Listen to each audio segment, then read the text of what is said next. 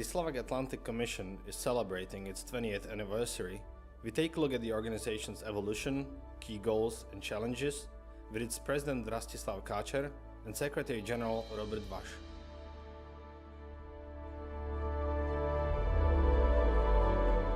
I'm happy that Bratislava has become one of those places where the international community is meeting. We were extremely enthusiastic, all of us. In the last 20 years, we've been waiting for solutions from Berlin, from Brussels, from Washington. I think it is a time that Central Europe should come with their own solutions in shaping the Euro-Atlantic agenda. We need strong discussion platform which can bring together people of all worlds, I mean of politics, business, NGO, think tanks, academia. We need that. We need quality debate about the future of strategic things.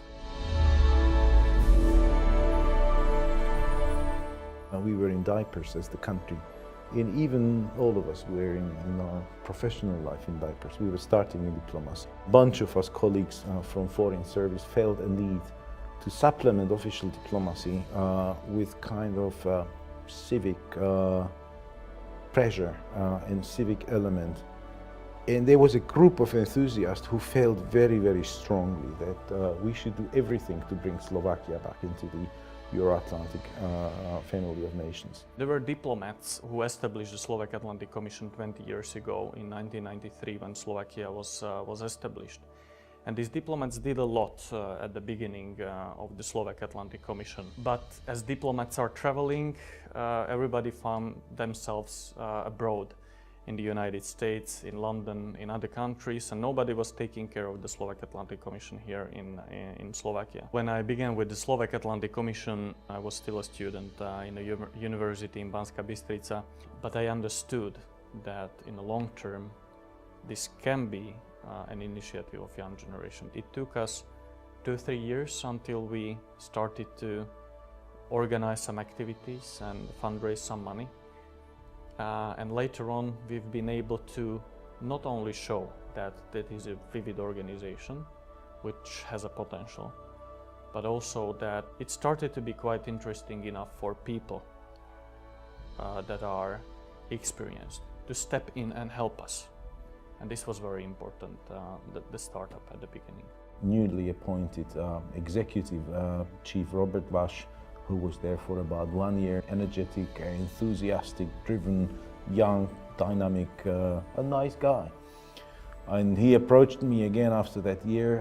He knew that I'm coming back, and he kind of persuaded me that I should take more responsibility. And I thought that's a good idea. That's a new wall, new ladder to climb on. And we started to work together on more ambitious project.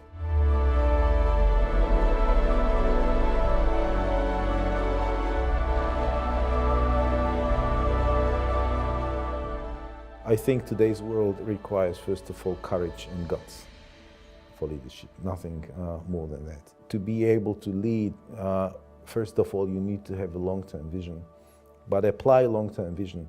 It's a complicated thing because nobody cares what is going to be impact of 4 years or 5 years or 10 years or 20 years. So leadership is becoming a rare commodity in this world. What I like to say is that Robert also has changed as the Atlantic Commission has grown. He's grown personally. I remember him when I was coming these 5+ years ago. He was a fresh young graduate, full of ideas and full of energy. Sometimes you need an advice from, as you said, rightly seasoned, I would say old, man who's been through various storms and has got his scars and his wounds from that, and could say, you know, don't go there, it's dangerous. On the other hand, this youthful energy is saying, but I want to go there. So we find the balance where the energy is not suicidal but constructive. I have full trust that he will be able to lead the organization to a new phase, no doubts.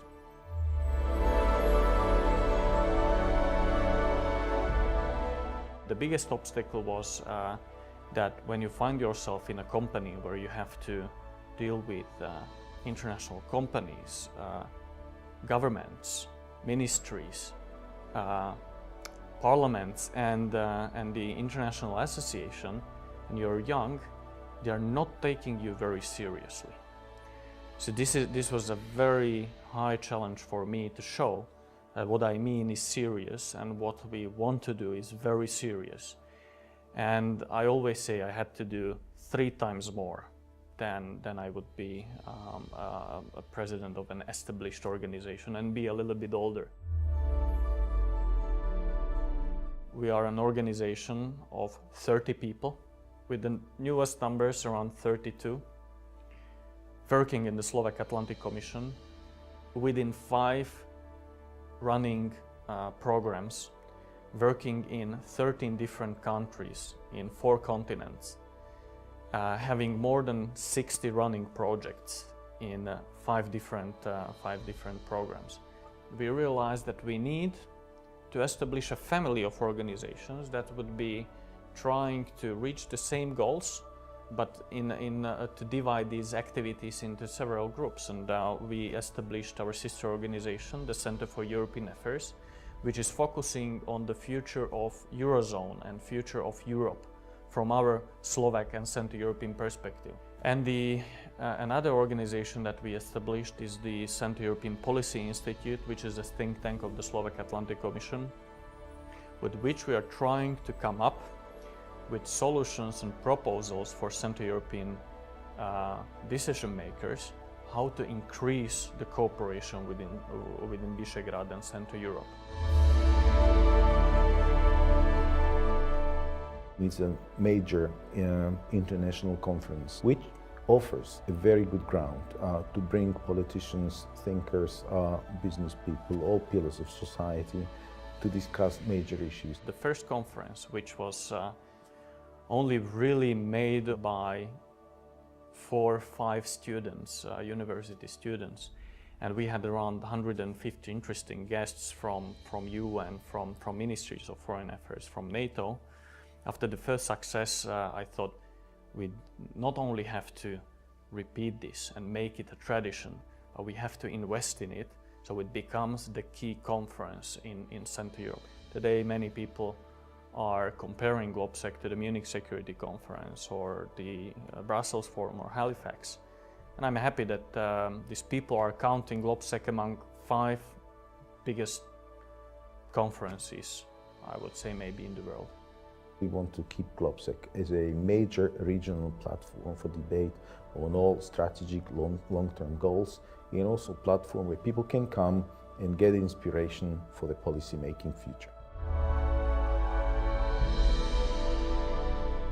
I come from a young generation who doesn't know the borders as we knew it before. And I find myself often in a company of people who believe that Slovakia is too small to play any game in the international scene. I did not believe in this, and I wanted to show with my colleagues and with my friends that we can do things that are recognizable. I find this absolutely fundamental and crucial for Slovak Atlantic Commission in all of our organizations here, that we involve young people. I am very, very proud that we are able to motivate and involve young people. Also, they learn professional skills, which in the future life will be a great investment. And the proof of that is that number of our members or people who work for us, who work with us, they've been extremely successful in their future life, in their future professional life. And I find this absolutely fantastic. To whom I thank in the last 8 years of working was people who inspired me. And that's definitely Martin Butora, who inspired me and persuaded me to lead this effort in the Slovak Atlantic Commission. Is Pavel Demeš, from whom I learned a lot at the beginnings how to organize a good conference. But it's also Rastislav Kacer, who never stops inspiring me in each occasion we are together. But definitely there are another people who inspires me and whom I'm very thankful, like Milan Ježovica, the former state secretary, Tomáš Valášek, and other friends that we've been able to put together the new and young generation of Slovak diplomats. I would hate this to be a nostalgic retirees club. That would be a bad thing. I wish Slovak Atlantic Commission, first of all, will continue on the trajectory, becoming a strong regional non-governmental player and organization. What is my ambition and our ambition within the Slovak Atlantic Commission, within this group, is to fill really the gap of the international NGOs, to raise the voice of Central Europe in the European affairs, and later on try to project some influence in Brussels and Washington even more than before. I would wish very much we will keep, strengthen and deepen regional focus, and out of that focus we will be able to project out of the region more advice, more policy advice, and more policy inspirations. Vision, dedication and commitment